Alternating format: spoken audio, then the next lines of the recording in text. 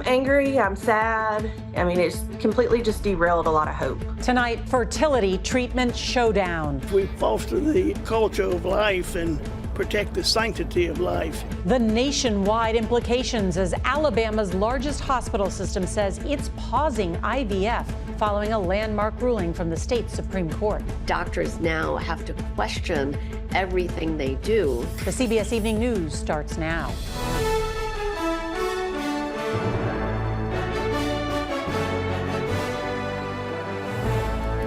Good evening. I'm Nora O'Donnell, and thank you for being with us. We want to begin tonight with shockwaves being felt in the world of reproductive health care following a bombshell IVF ruling by Alabama's Supreme Court. In Friday's unprecedented decision, the all-Republican court ruled that frozen embryos are the legal equivalent of children. Now, Alabama's largest hospital is pausing all in vitro fertilization treatments as healthcare providers across the state and the country evaluate what this means. The ruling could have a devastating effect for people who desperately want to have children in a state that already has one of the nation's strictest abortion laws. The decision may also make the already expensive costs of infertility skyrocket because of rising liability costs. To understand the possible impact, look at these numbers from the CDC. Nearly 100,000 babies were born in the U.S. in 2021 using IVF treatments. That's more than 2% of all births. CBS's Meg Oliver speaks tonight to a woman who has spent years and thousands of dollars trying to get pregnant. I'm angry, I'm sad, just a whole slew of things. 34-year-old Jasmine York turned to IVF to get pregnant, but now her dream of having another child has come to a sudden halt. Is IVF your last hope to have a baby? Yes, there is no other way. This morning, York got a phone call from her fertility doctor at the University of Alabama with the news. The hospital system is pausing all IVF treatments while it takes a closer look at the state Supreme Court's ruling that frozen embryos are considered people. In a statement to CBS News, the University of Alabama says it is saddened, but we must evaluate the potential that our patients and our physicians could be prosecuted criminally or face punitive damages for following the standard of care for IVF treatments. It is disturbing and ironic that the judgment in this case talks about trying to promote families and help people, and yet they are doing exactly the opposite. The Alabama court's ruling could also have a chilling effect nationwide. How can we help our patients if we are going to be threatened with jail time or fines or crimes for just doing our best to take care of our patients? Like Alabama fertility doctor Mamie McLean. Ultimately, we're worried that there's going to be fewer babies born in Alabama because of this ruling. But tonight, Alabama IVF patients are left in limbo. How scared are you for the future right now? I am scared, but I do have hope still that this can get turned around and things can be made right. Tonight, the University of Alabama told us it doesn't know how long IVF is on hold, leaving many women wondering if they'll be able to have a baby. Nora? So many people scared about this. Meg Oliver, thank you. Back here in Washington, fallout on Capitol Hill after a former FBI informant was charged with lying about President Biden and his son Hunter's ties to a Ukrainian energy company. House Republicans have used the now indicted informant as one of their main sources in the investigations of the president and his family. CBS's Scott McFarland reports from Capitol Hill that the president's brother, James Biden, testified behind closed doors today as part of the Republicans' impeachment probe. The president's younger brother, James, arrived ahead of his interview with congressional investigators as Republicans tried to salvage their impeachment inquiry into President Biden. No second thoughts about this? No, because there's other corroborating evidence with other links to the president. James Biden told the panel the president had no role in his business ventures, saying, "I never asked my brother to take any official action on behalf of me or anyone else." But even before the interview began, the Republican probe suffered a major blow.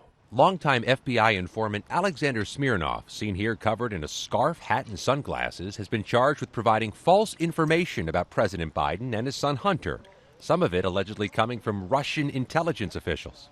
Republicans had championed the evidence he presented. Even a trusted FBI informant has alleged a bribe to the Biden family. That claim from Smirnov that Hunter Biden and his father sought from Burisma, a Ukrainian energy firm, $5 million in bribes. Prosecutors now say it was a lie. Republicans today struggled to answer questions about Smirnov's indictment. All I'm saying is you got to ask the FBI about that. He may in fact have given false statement. I don't know. Prosecutors argue Smirnov, a dual U.S.-Israeli citizen with more than $6 million in his bank account, is a flight risk who's actively peddling new lies that could impact the election, given that he had contact with Russian intelligence officials this past November. Democrats say the Republicans' impeachment probe is forever tarnished. Any further investigation of this impeachment inquiry is now a witting accomplice to Russian intelligence. The same congressional investigators question Hunter Biden next Wednesday about his business dealings. As for Alexander Smirnov, he's not yet entered a plea in his case, but Nora, a judge has released him under restrictions pending trial. Scott McFarland on the Hill for us tonight. Thank you. Now to a tragic story out of Florida. A 7-year-old girl has died after a hole she was digging on a beach north of Miami collapsed on top of her and her 9-year-old brother. CBS's Manuel Bojorquez has the heartbreaking details.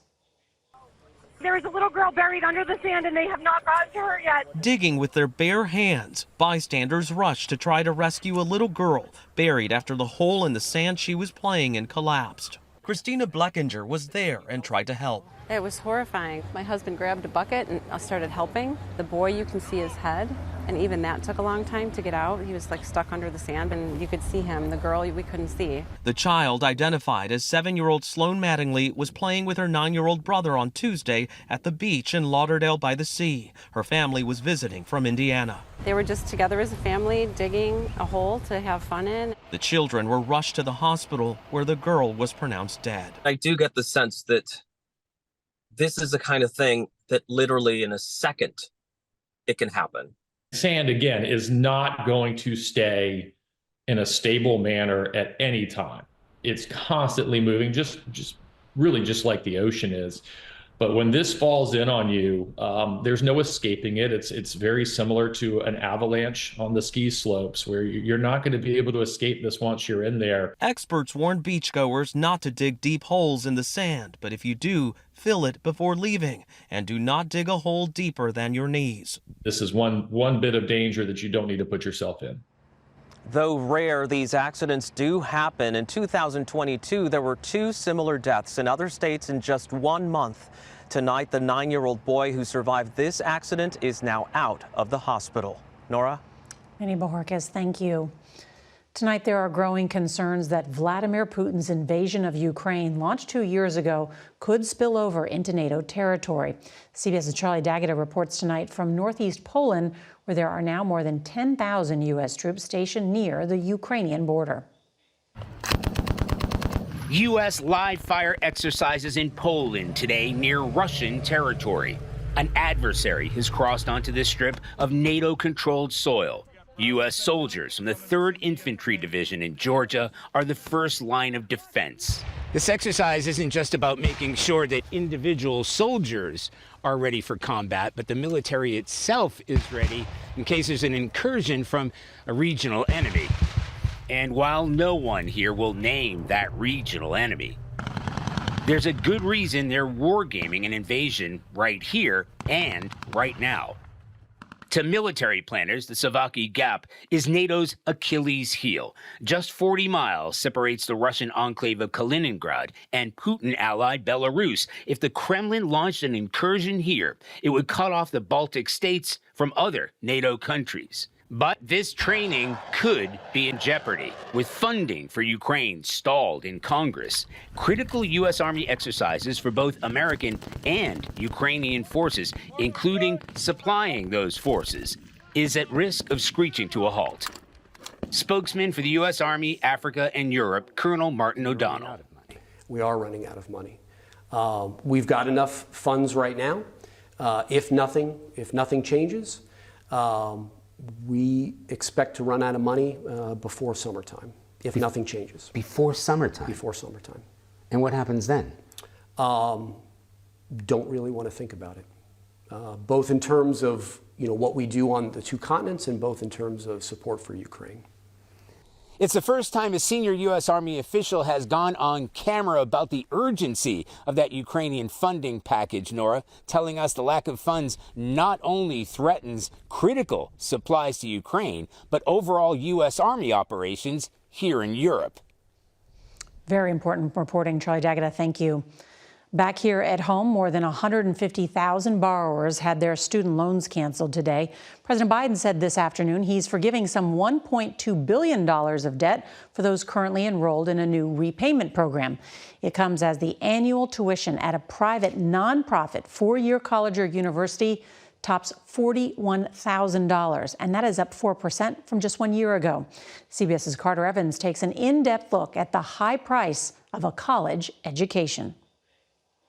I knew that college was going to be quite expensive no matter where I went. Freshman Talia Day is among 1,700 students currently enrolled at Pomona College, a prestigious school with a hefty price tag. Gabrielle Starr is Pomona's president.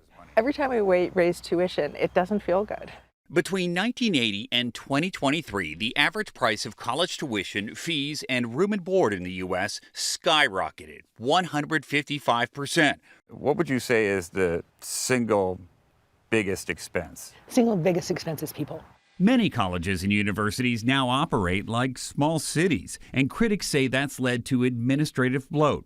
There are now 3 times as many administrators and staffers as there are teaching faculty at leading schools. Demand for degrees is also driving up costs. I feel like young people have gotten the sense that in order to be a part of the American dream today, you have to have your bachelor's degree diploma hanging on the wall. Economist Beth Akers says easy access to loans compounds the problem. We can't just be telling people a bachelor's degree at any cost is the golden ticket. And so people are signing on the dotted line, basically at whatever price it takes to get them in and through. So what's the solution here? If we get students and their parents to think about what am I paying here versus what am I getting, then we really force institutions to, check themselves. But even at the same school, the actual cost can be different for each student. We give out a lot of financial aid. At Pomona, 58% of students get some sort of aid, bringing their tuition closer to $16,000 a year. But many still rely on loans that will take years to pay back. Is it worth it? All of the studies show that if you graduate from college, it's worth it. It's worth it in terms of the salary that you earn, and it's worth it in terms of the other opportunities that it opens to you. Carter Evans, CBS News, Claremont, California. A bomb threat forces a United Airlines jet to make an emergency landing. We've got the details next. Tonight, the FBI is investigating a bomb threat aboard a United Airlines jet. A flight from Newark had to make an emergency landing in Chicago this morning after a fake bomb note was found in a bathroom. Passengers had to be temporarily evacuated, and that came one day after an American Airlines flight to Chicago was forced to turn back to Albuquerque after a man had to be subdued by passengers after he allegedly tried to open the plane door mid-flight. Several days of heavy rain triggered landslides today in Southern California. A stretch of the Pacific Coast Highway was closed in both directions, along with several other roads in the Malibu area. Beverly Hills ended up with 4 inches of rain in 5 days, while more than 8 inches fell in the Santa Monica Mountains. Despite recent price cuts, many Americans are still struggling to pay for life-saving insulin. Our Health Watch report is next. An estimated 8.4 million Americans rely on insulin to treat diabetes. For seniors on Medicare, that cost is capped at $35 a month. But for everyone else, it can be far more expensive. In tonight's Health Watch, CBS's Roxana Saberi has one mother's story. So your blood sugar is 192. 14-year-old Cassie Gray says she doesn't want diabetes to define her, but it can take a toll. I feel defeated sometimes, like it takes over my life. This is her insulin pen. For her mother, Tara, it brings an added worry. What is it like for you financially to pay for these treatments? We try to hide some of our stress from our daughter because she already has enough on her plate. Insulin prices recently decreased as Medicare, some states, and drug manufacturers moved to cap monthly costs. But not all patients qualify. Exactly how much help you'll get could depend on the drug itself, on your insurance, how big your deductible is, and in some cases even on your income. Tara says she was shocked when her private insurance company sent her this letter in 2022, stating that one form of insulin Cassie needs was no longer covered. It was not medically necessary. Not medically necessary. That's what the letter said. I think I just sat there like, not medically necessary. This is her heir. But families on the Facebook group that she runs for diabetes patients gave her a tip. She could download a coupon to lower the monthly price from $600 to $99. My worry for the future of coupons would be that they go away. The 3 top insulin manufacturers told CBS News they have several programs to lower the costs of the drug. Eli Lilly says it supports bipartisan federal legislation capping prices at $35 for everyone. So does Tara. Every insulin should have a cap. Then she'd know Cassie could always afford the life-saving medicine she'll need. Roxana Saberi, CBS News, Mechanicsville, Virginia. Heart of America is next with a heartwarming story about an incredible family reunion months after the devastating Maui wildfires.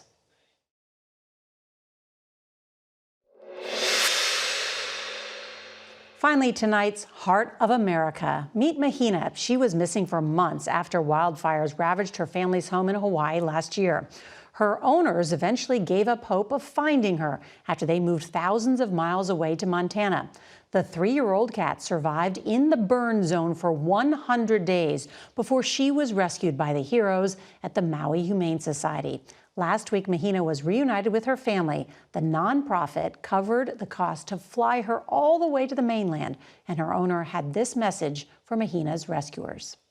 Thank you so much, not even just for my kitty, but for all the other animals out there that they have rescued from this fire, just reuniting families and bringing hope.